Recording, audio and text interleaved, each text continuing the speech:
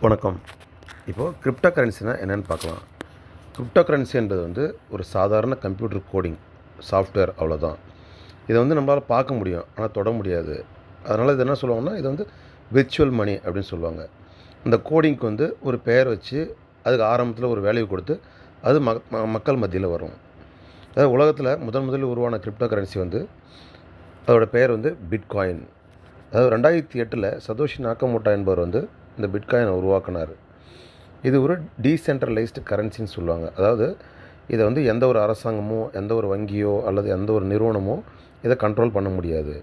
மக்கள் தான் இந்த பிட்காயினை கண்ட்ரோல் பண்ணுறாங்க. அதாவது யார் இந்த பிட்காயின் வச்சுருக்காங்களோ அவங்க தான் அதுக்கு கண்ட்ரோலர். அவங்க நினச்சா எந்த நேரத்தில் வேணாலும் யாருக்கு வேணாலும் அனுப்பிக்கலாம், யார்கிட்டேருந்து வேணாலும் நம்ம ரிசீவ் பண்ணிக்கலாம். இது ஓப்பன் சோர்ஸ் கரன்சின்னு கூட சொல்லுவாங்க. அதாவது என்னென்னா, ஜஸ்ட்டு நம்ம நம்ம நண்பருக்கு ஒரு இமெயில் அனுப்புகிறோம், இல்லை வாட்ஸ்அப் அனுப்புகிறோம், மெசேஜ் அனுப்புகிறோம். அந்த மாதிரி நம்ம ஒரு செல்ஃபோன் நெட்வொர்க் இருந்தாலே இந்த பணத்தை ஈஸியாக அடுத்தவங்களுக்கு அனுப்ப முடியும். ஆனால் நம்ம தினசரி பயன்படுத்துகிற பணம் இருக்கு இல்லையா, ரூபா நோட்டுகள், இது யார் கண்ட்ரோல் பண்ணுறா? நம்ம நாட்டோட அரசாங்கம் கண்ட்ரோல் பண்ணுறது. அதாவது எந்தெந்த நாட்டில் பணம் இருக்கோ அந்தந்த நாட்டோடைய அரசாங்கம் கண்ட்ரோல் பண்ணுது. அந்த நாட்டோடைய வங்கி, முக்கிய வங்கி, ரிசர்வ் வங்கி, அதை போல் அந்தந்த நாட்டில் இருக்கிற வங்கியால் இந்த பணம் கண்ட்ரோல் செய்யப்படுகிறது. இப்படி ஒரு சென்ட்ரலைஸ்டு மணியாக இருக்கிறதால இதனால் நிறைய பிரச்சனை ஏற்பட வாய்ப்பு இருக்குது அப்படின்னு சதோஷி நாக்கமோட்டோ நினச்சார். அதாவது என்னென்னா, கள்ள நோட்டு, இல்லாட்டி பண மதிப்பிழப்பு, இல்லாட்டி வங்கிகள் சில நேரத்தில் கொள்ளையடிக்கப்படலாம், இல்லாட்டி சில வங்கிகள் மஞ்சள் நோட்டீஸ் கொடுத்து திவால் ஆகிறதுக்கும் வாய்ப்பு இருக்குது. இல்லாட்டி நம்ம டிரான்சாக்ஷன் எங்கேயாவது போய் சாப்பிட்றோம், எங்கேயாவது ஒரு பொருள் வாங்குகிறோம், அந்த நேரத்தில் அந்த வங்கியோட சர்வர் பிரச்சனை ஆச்சுன்னா நம்மளால் டிரான்சாக்ஷன் பண்ண முடியாது. அதை விட மிக முக்கியமான பிரச்சனைனா இன்ஃப்ளேஷன், அதாவது பணவீக்கம். ஒரு நாட்டிலே ஒரு குறிப்பிட்ட அளவு தான் பணம் அச்சடிக்கணும்னு இருக்குது. அதாவது எவ்வளோ தங்கம் இருக்கோ அந்த அளவுக்கு தான் பணம் அச்சடிக்கணும். ஆனால் நிறைய நாடுகள் அவங்க இஷ்டத்துக்கு நிறைய பணம் அச்சடிச்சிக்கிறாங்க. அப்படி அச்சடிக்கிறதால என்ன ஆகுது? அந்த பணம் வீக்கம் ஏற்படுது. பணம் வீக்கம்னா அந்த பணத்தோட வேல்யூ குறைஞ்சிரும். அதாவது பார்த்திங்கன்னா, ஒரு 10 வருஷத்துக்கு முன்னாடி ஒரு பிச்சைக்காரனுக்கு நம்ம என்ன கொடுப்போம், ஒரு 50 காசு ஒரு ரூபாலாம் கொடுத்துருக்கோம். ஆனால் இன்றைக்கி ₹1 கொடுத்தா ஒரு மாதிரியாக பார்க்குறோம். ₹5 10 அந்த மாதிரி தான் கேட்குறாங்க. ஏன்னா அந்த பணத்தோட வேல்யூ ரொம்ப குறைஞ்சி போச்சுன்னு அர்த்தம். சரி, இந்த பிட்காயின் டிஜிட்டல் கோல்டுன்னு சொல்கிறாங்க. எதுக்கு டிஜிட்டல் கோல்டுன்னு சொல்கிறாங்கன்னா, இப்போ நம்ம தங்கம் வச்சுருக்கோம், அந்த தங்கம் ஒரு ₹100 நோட்டு வச்சுருக்கோம்னு வைங்களேன். அந்த ₹100 நோட்டு இன்னும் 10 வருஷம் கழிச்சு கொடுத்தா கூட அதே ₹100 நோட்டு தான். ஆனால் நம்ம ஒரு கிராம் தங்கம் வச்சுருக்கோம், இன்னும் 10 வருஷம் கழிச்சு இது விலை ஏறுறதுக்கு வாய்ப்பு இருக்குது, விலை குறையிறதுக்கு கூட வாய்ப்பு இருக்குது. ஆனால் தங்கத்தோட விலை குறையுமா? குறையாது, ஏறிக்கிட்டே தான் இருக்கும். அதே போல் இந்த பிட்காயினோட விலை ஏறிக்கிட்டே தான் இருக்குது. அதாவது பார்த்திங்கன்னா, 2009 ஒரு அமெரிக்க ஸ்டூடெண்ட், கம்ப்யூட்டர் ஸ்டூடெண்ட் 5050 பிட்காயின் எவ்வளோக்கு விற்றுருக்காரு? வெறும் $5 விற்றுருக்காரு. அதாவது அன்னைய பிட்காயின் விலை இந்தியா ரூபாயில் பார்த்தோன்னா ஒரு பைசாவுக்கும் கம்மி, ஒரு பைசாவை விட குறைவு. இது கொஞ்சமாக உயர்ந்து, அதாவது கிட்டத்தட்ட ஒரு 12 ஆண்டுகளுக்கு முன்னாடி பார்த்திங்கன்னா ஒரு பிட்காயினோட விலை இந்திய மதிப்பில் வெறும் ₹7 தான். இன்றைக்கி அதோடய விலை பார்த்திங்கன்னா ஒரு பிட்காயினோட விலை 50 லட்சம், 50 லட்சத்துக்கு மேலே கூட முன்னாடி போச்சு. இப்போ கொஞ்சம் குறைஞ்சி இப்போ இன்றைக்கி பார்த்திங்கன்னா 47 லட்சம் அந்த மாதிரி இருக்குது. இது ஏறும் இறங்கும். ஆனால் ரொம்ப டிராஸ்டிக்கெல்லாம் இறங்காது. இதனால தான் என்ன சொல்கிறாங்க, இது இன்டர்நெட் கோல்டு அப்படின்னு சொல்கிறாங்க, டிஜிட்டல் கோல்டு அப்படின்னு சொல்கிறாங்க. இது ஏன் இப்படி பயங்கரமாக விலை ஏறுது? இதுக்கு என்ன காரணம் அப்படின்னு பார்த்தீங்கன்னா, இது மிக குறைவான அளவே உருவாக்க முடியும். பிட்காயின் மொத்தம் 2,10,00,000 பிட்காயின் மட்டுமே உருவாக்க முடியும். இன்னும் சில விளைஞர்கள் என்ன சொல்கிறாங்க, இந்த பிட்காயினோட விலை கிட்டத்தட்ட 1 கோடியை தொடும் அப்படின்னு சொல்கிறாங்க.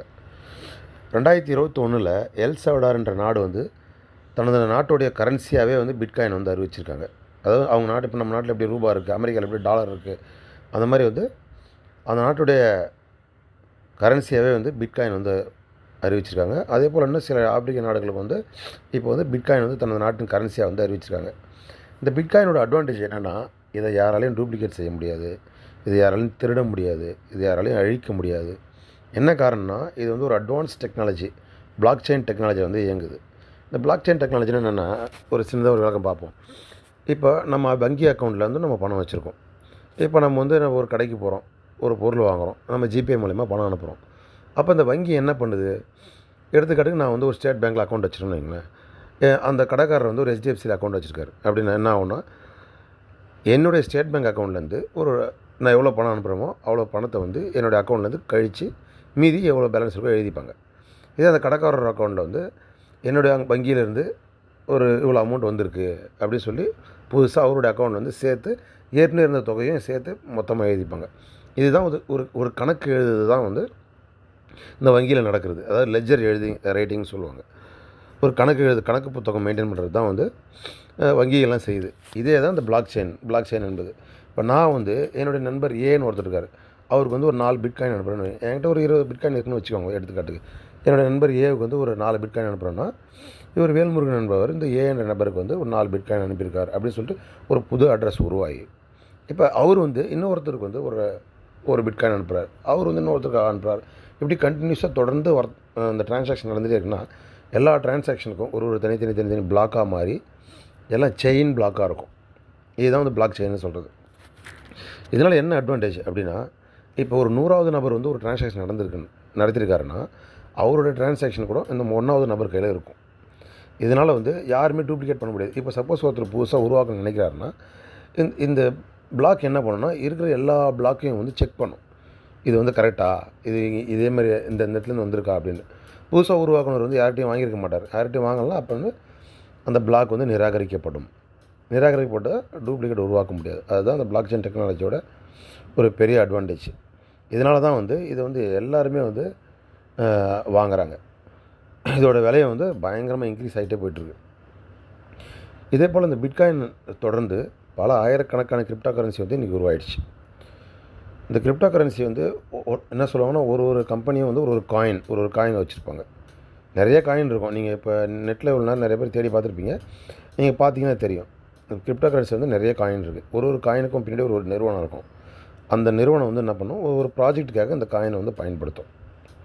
இந்த ப்ராஜெக்ட் வந்து எவ்வளோ பெரிய ப்ராஜெக்ட்டு அப்படின்றத பொறுத்து தான் அந்த அந்த காயினுடைய வேல்யூ வந்து இருக்குது. சிலர் வந்து டூப்ளிகேட்டும் நிறைய நடக்குது உலகத்தில். இதெல்லாம் வந்து நம்ம கரெக்டாக படித்து கரெக்டாக பார்த்து இதை வந்து வர்த்தகம் பண்ணணும். இந்த கிரிப்டோ கரன்சி இந்த ஒரு சின்ன விளக்கம் தான் நான் கொடுத்துருக்கேன். இதை பற்றி இன்னும் உங்களுக்கு நிறைய தெரியும்னா நீங்கள் யூடியூப்பில் பார்க்கலாம். நிறைய தமிழே விளக்கம் இருக்குது. நிறைய நீங்கள் வந்து போய் படிக்கலாம். படித்து வந்து இதை பற்றி நிறைய தெரிஞ்சுக்கலாம். இந்த டெக்னாலஜி உள்ள வந்து நம்ம அதிகமாக உள்ளே போக தேவையில்லை. ஏன்னா நிறைய பேர் வந்து இதில் படித்தவங்க இருப்பாங்க, படிக்காதவங்களும் இருப்பாங்க. படிக்காதவங்களுக்கு கூட இதை வந்து வர்த்தகம் வந்து ஈஸியாக பண்ண முடியும். யார் வேணால் இதை வந்து வர்த்தகம் பண்ண முடியும். இப்போ நம்ம வர்த்தகம் பண்ணது தான் மெயின். அதனால் இந்த கிரிப்டோ கரன்சி வர்த்தகத்தை பற்றி அடுத்து நம்ம பார்ப்போம். சரியா? நன்றி.